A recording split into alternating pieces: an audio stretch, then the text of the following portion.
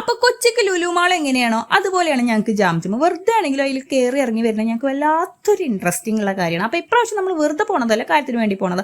അതിന്റെ തൊട്ടടുത്ത് തന്നെ ഒരു മേളയെ നടക്കണം കേട്ടോ. എനിക്ക് ഇങ്ങനത്തെ കടകളിൽ പോണതാണ് ഏറ്റവും ഇഷ്ടം. ഈ കുറഞ്ഞ വിലക്ക് സാധനങ്ങൾ ഇങ്ങനെ പൊറുക്കിടുന്ന പരിപാടി ഉണ്ടല്ലോ, അതാണ് ഏറ്റവും ഇഷ്ടമുള്ള കാര്യം. അതിനെന്റെ വീട്ടുകാരെ എന്നെ പിഷ്കത്തി എന്ന് വിളിക്കും. പക്ഷെ ഞാൻ അത്ര വലിയ പിഷ്കൊന്നല്ല. എന്തോ 20, 30, 40 രൂപയുടെ റേഞ്ചിലുള്ള ഐറ്റംസ് ആണ് എനിക്ക് ഏറ്റവും കൂടുതൽ ഇഷ്ടം. അങ്ങനെ ഞാൻ അവിടെ പോയപ്പോഴാണ് എനിക്കൊരു കാര്യം മനസ്സിലായത്. ഞാൻ വീഡിയോ എടുക്കാൻ മറന്നുപോയി. വാങ്ങിയ സാധനങ്ങളൊക്കെ ഇങ്ങനെ വീഡിയോ എടുക്കണമല്ലോ, അതൊക്കെ ഞാൻ മറന്നുപോയി. എനിക്കൊരു പ്രത്യേക ഒരു സ്വഭാവമുണ്ട്. എന്തിനാണോ പോണേ ആ സാധനം വാങ്ങിയിട്ട് വരും. അവിടെ വീഡിയോ ഇങ്ങനെ എടുത്തെടുക്കില്ല. ഉദാഹരണത്തിന് നമ്മൾ ഡ്രസ്സ് എടുക്കാൻ പോവുകയാണെങ്കിൽ ഡ്രസ്സ് എടുത്തിട്ട് വരും, ഫുഡ് കഴിക്കാൻ പോവുകയാണെങ്കിൽ ഫുഡ് അയച്ചിട്ട് വരും. അതൊക്കെ വീഡിയോ എടുക്കാൻ ഞാൻ മറന്നു പോകും പൊതുവെ. ഇപ്പൊ പിന്നെ കുറച്ചൊക്കെ ഇങ്ങനെ വീഡിയോ എടുക്കണമല്ലോ എന്ന് വിചാരിച്ചിട്ട് ഓർത്തുകാണ്ട് എടുത്തതാണ്. ഇതാണ് ഈ സ്ഥലം.